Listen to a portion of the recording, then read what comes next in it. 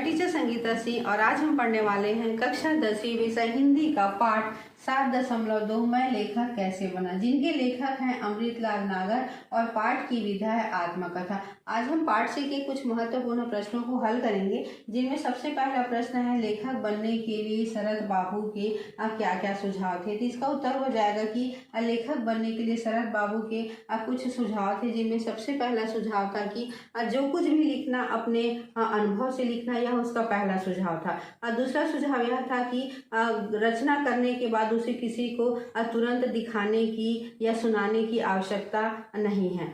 उसको क्या करना है, कुछ समय तक अपने पास रखना है और स्वयं से ही क्या करते जाना, उसमें जो है वो सुधार करते जाना है, और जब आप संतुष्ट हो जाओ तब उसे जो है वो दिखाने और सुनाने का काम करना। यह क्या था, उसका जो है वो दूसरा सुझाव था। और तीसरा सुझाव यह था कि अपने कलम से जो है वो किसी की निंदा नहीं करनी है। और चौथा सुझाव था कि कभी किसी से जो है उधार नहीं लेना है। चलिए अब देख लेते हैं प्रश्न दूसरा को। प्रश्न दूसरा है अमृतलाल नागर ने अपने आत्मकथा में अपने युग के आंदोलनों का वर्णन किया है। इन आंदोलनों का लेखक पर क्या असर हुआ। इससे पहले बता दूं यह मोस्ट इम्पॉर्टेंट प्रश्न है। इसे बार बार जो है वो बोर्ड परीक्षा में जो है पूछा जा चुका है। हो सकता है तो और जो है वो आने वाले समय में भी क्या कर दिया जाए, इस प्रश्न को जो है वो पूछ दिया जाए।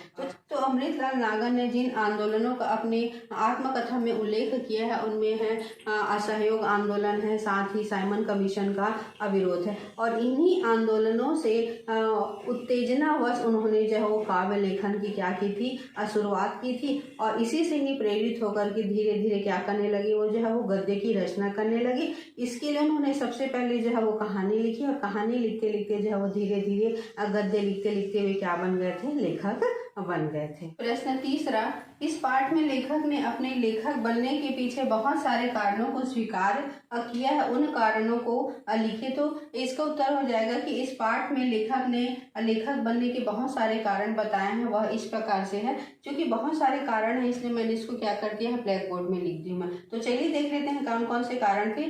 तो पहला कारण था आंदोलनों का प्रभाव पड़ा उनके ऊपर, और दूसरा था लेखकों के संपर्क में आना, और तीसरा साहित्यकारों के अनुभव सुनना, चौथा अपनी रचनाएं भेजना, पांचवा रचनाएं छपवाने का प्रयास करना, और छठवा अच्छी रचनाएं पढ़कर आनंदित होना। ये सारे कारण थे जिनकी वजह से लेखक क्या हुए थे, लेखक बने।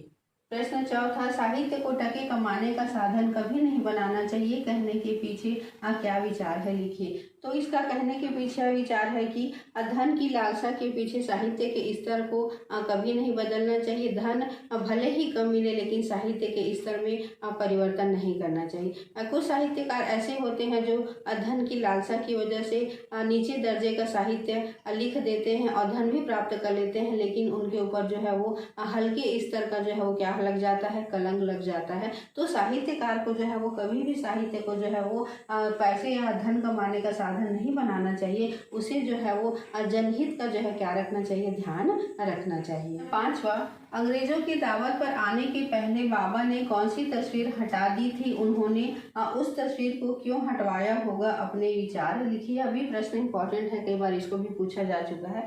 तो अंग्रेजों की दावत पर आने से पहले बाबा ने जलियांवाला बाग हत्याकांड की तस्वीर को हटवा दी थी, क्योंकि वह तस्वीर जो है वो अंग्रेजों की क्रूरता की निशानी थी, और उस तस्वीर से हमारे देशभक्त होने का पता और साथ ही हम ब्रिटिश सरकार के विरोधी हैं इस बात का पता जो है वो ब्रिटिश सरकार को लग जाता है। इसलिए जो है बाबा ने क्या करवा दी थी, उस तस्वीर को जो है वो हटवा दी थी, क्योंकि उस समय के लोग खुलकर ब्रिटिश सरकार का विरोध करने से क्या करते थे, डरते थे। तो ये था आज का पाठ से के कुछ महत्वपूर्ण प्रश्न। और अगर आप लोगों को आज का वीडियो पसंद आया होगा तो लाइक, कमेंट, शेयर, सब्सक्राइब कीजिएगा।